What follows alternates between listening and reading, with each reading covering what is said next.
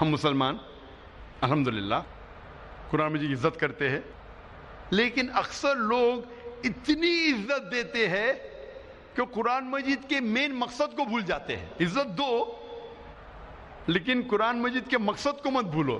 ہم مسلمان قرآن مجید کو ایک اونچے شیلف پہ رکھتے ہیں، اپنی الماری کے سب سے اونچے شیلف پہ رکھیں گے، اتنے اونچے شیلف پہ کہ آپ کو سٹول لینے پڑیں گا، اور قرآن مجید کو پھر رکھتے اوپر کہ اتارنے کے لیے اس کو مشکل ہو جائے۔ قرآن مجید ایک ہدایت کی کتاب ہے، ایک گائیڈ ہے۔ آپ اگر گائیڈ ہر روز جو پڑھی جانے والی کتاب ہے اس کو اتنے اونچائی پہ نہیں رکھیں گے کہ اس کو نکالنا مشکل پڑے، ایسے جگہ پہ رکھیں گے جہاں سے نکالنا آسان ہے۔ ہم مسلمان قرآن مجید کو مخمل کے کپڑے میں باندھتے ہیں، اور اتنا ٹائٹ باندھتے ہیں کہ کھولنے کے لیے 5 منٹ لگتا ہے، اور اگر بند کرنے پڑے وہ مخمل کے کپڑے میں باندھنے کے اور 5 منٹ لگیں گا۔ تو اگر آپ کے پاس 10 منٹ ہے تو آپ سوچیں گے 10 منٹ میں قرآن کیا پڑھنے کا، 5 منٹ تو کھولنے کے لگے گا، 5 منٹ باندھنے کے لیے تو چھوڑو بھی نہیں پڑیں گے۔ قرآن مجید کو عزت دو، قرآن مجید کا احترام کرو، لیکن اتنا مت کرو کہ مقصد ہی فوت ہو جائے۔ عزت دو، اونچائی پہ رکھو، پر اتنی اونچائی پہ نہیں کہ نکالنا مشکل پڑے۔ اس کو محفوظ رکھو، لیکن اتنا ٹائٹ مت باندھو کہ کھولنا مشکل پڑے اور بند کرنا مشکل پڑے۔ ہم قرآن مجید کو ہاتھ لگانے کے لیے 1000 چیز سوچتے ہیں، جیسے وہ RDX بم ہے۔ قرآن مجید کو ہاتھ لگانے کے پہلے ہم سوچتے ہیں کہ میں جوتے میں ہوں تو قرآن مجید کو ہاتھ لگا سکتا ہوں کہ نہیں، میں کھڑا ہوں تو قرآن مجید کو پکڑ سکتا ہوں کہ نہیں، میں ٹریول کر رہا ہوں، میں سفر کر رہا ہوں، قرآن مجید کو ہاتھ لگا سکتا ہوں کہ نہیں، کیا میں سفر میں پڑھ سکتا ہوں کہ نہیں، کیا میں جدھر کام کر رہا ہوں ادھر پڑھ سکتا ہوں کہ نہیں، کیا میں جوتے کے ساتھ ہاتھ لگا سکتا ہوں کہ نہیں۔ ہم 1000 سوالات پوچھتے ہیں قرآن مجید کو ہاتھ لگانے کے پہلے، جیسے وہ RDX بم ہے۔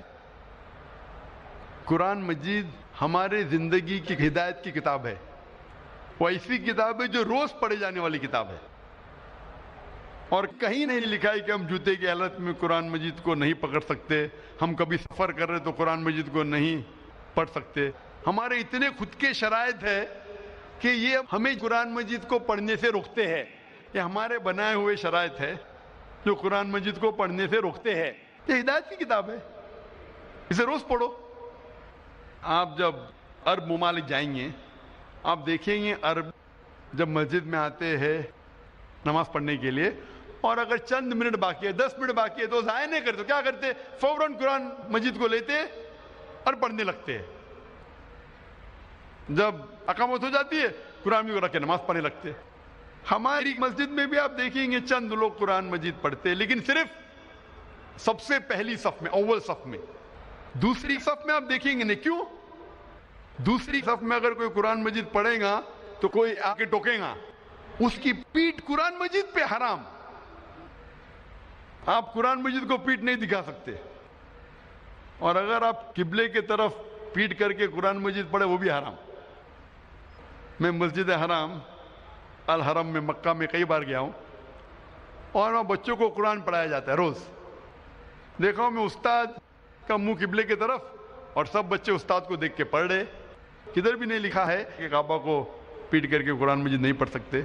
اور اکثر لوگ جب بیٹھتے قرآن مجید پڑھنے کے لیے تو صف میں بیٹھے رہتے، ان کی پیٹ قرآن مجید کی طرف ہے۔ یہ ہمارے خود کے بنائے ہوئے شرائط لگاتے قرآن مجید پڑھنے کے لیے، خود کے شرائط جو قرآن مجید کا مقصد فوت ہو جاتا ہے۔ کم از کم قرآن مجید تو پڑھو۔ میں ایک چٹکلا سنانا چاہتا ہوں آپ کو۔ ایک اپنے ہندوستان کے اچھے قاری تھے، بہترین قاری، جو جاتے سعودی عربیہ، اور اس وقت مغرب کی صلاح کا وقت تھا۔ تو وہ سعودی حضرات جانتے تھے کہ اچھے قاری ہے، تو بولے قاری صاحب آپ امامت کرو۔ تو قاری صاحب مغرب کی صلاح میں پڑھتے ہیں سورہ یوسف کی آیت، اور نماز ختم ہونے پہ سلام پھرتے۔ تو اس وقت ایک عرب، ایک سعودی، وہ قاری کو دیکھ کے مسکراتا ہے۔ تو قاری صاحب پوچھتے کیا میری قرات پسند نہیں آئی؟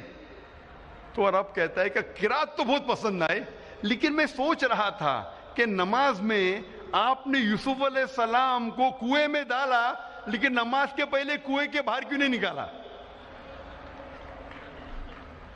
ابھی جو لوگ قرآن مجید کو ترجمے کے ساتھ پڑھ چکے وہی چٹکلے کو سمجھیں گے، جو نہیں پڑھ چکے وہ نہیں سمجھیں گے۔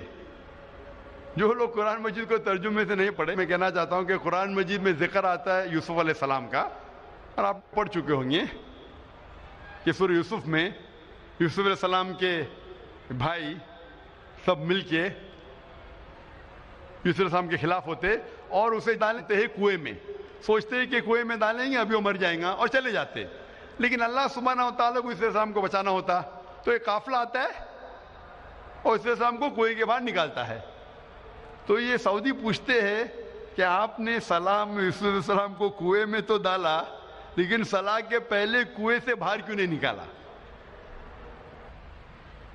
اللہ سبحانہ و تعالیٰ فرماتے ہیں سورہ محمد میں، سورہ نمبر 47 آیت نمبر 24 میں، کہ آپ قرآن کو سمجھنے کی کوشش نہیں کرتے یا آپ کے دل پہ تالے لگے ہیں؟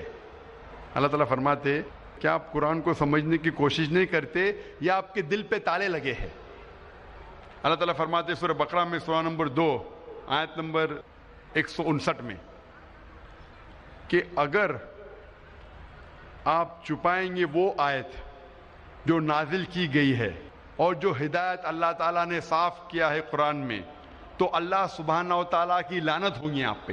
یعنی آپ قرآن مجید کی آیتوں کو مت چھپاؤ، جو اللہ نے ہدایت دی اسے مت چھپاؤ، نہیں تو اللہ تعالیٰ آپ پہ لعنت برسائیں گے۔